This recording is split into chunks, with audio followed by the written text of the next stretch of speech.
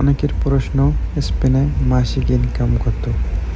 স্পেনে মাসিক income normally আপনার, যদি আপনি একটা রেস্টুরেন্টে জব করেন বা আপনার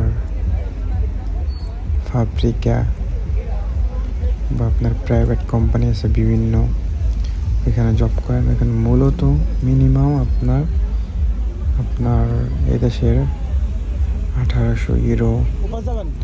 আর যদি আপনি অবৈধভাবে কাজ করেন, ওইখানে যাই অবৈধভাবে আপনি কাজ করেন, ওই 800 থেকে 900 ইউরো এরকম আপনি বেতন পাবেন। অনেকের প্রশ্ন যে ভাই, এখানে যদি ভালো একটা জব করি ফ্যামিলি নিয়ে থাকতে পারবো? হ্যাঁ, অবশ্যই পারবেন থাকতে। ডিপেন্ড করবে আপনার চেষ্টা এবং পরিশ্রম।